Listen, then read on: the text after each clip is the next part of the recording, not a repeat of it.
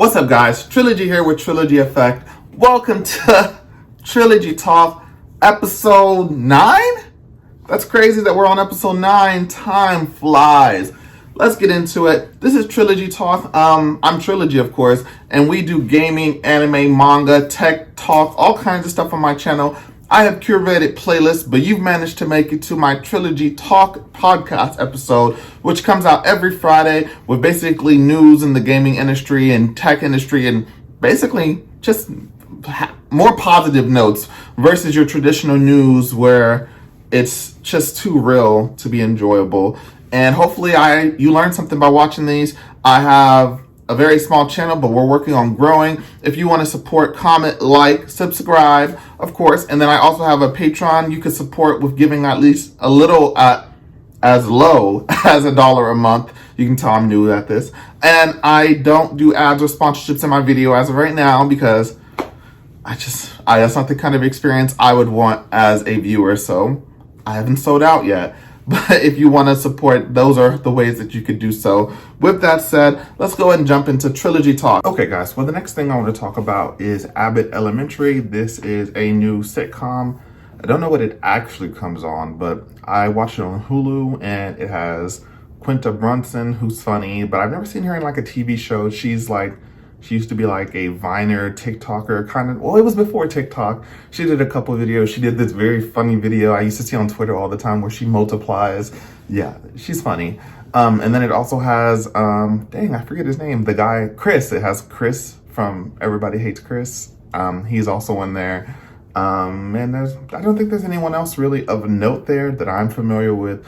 But basically, this is basically a teacher sitcom where the main cast is all teachers set in a low-income school and just basically the day-to-day struggles with being a teacher in a low-income school. The cast is mostly Black, which I appreciate.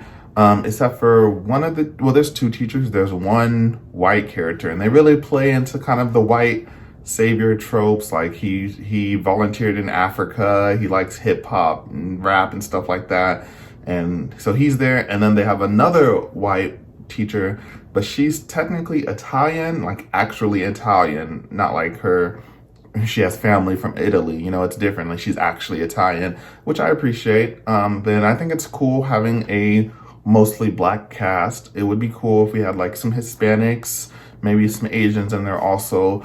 And though most of the cast is all Black, the show isn't really quite Black. You know what I'm saying? Like, you could make the Black actors white and the story wouldn't even change. There would be no effect on the story at all. That's kind of one of those things where the characters are Black, but they're not really Black. You know what I'm saying? So like, if we had recasted everybody in this show and made them white, it would have no change on the plot at all. So it's just like, yeah, we like the Black people, but it's just like, they're not really Black, you know what I'm saying? But this show, I think, is still funny, regardless of all that race stuff. Like, some people don't care about all that stuff. Me, I do. I care about race, you know what I'm saying? I care. But anyways, yeah, it's cool. I think it's funny. The principal, who is a failure of a principal, she is hilarious. Like, you want to not like her, but she's just so aloof. She's so ridiculous. She's so slow. And she's probably my favorite character on there. Chris is cool. He's probably the most reserved character. He's supposed to be a substitute teacher. So he's just subbing for now, but he wants to be an actual principal, but he's never actually been a teacher. I don't know, you could just become a principal without being a teacher, but apparently he wasn't going to do that. Like, he actually got the principal job, but something came up, which they explained in the show. So I think Abbott Elementary is pretty cool. You should definitely check it out. It's on Hulu.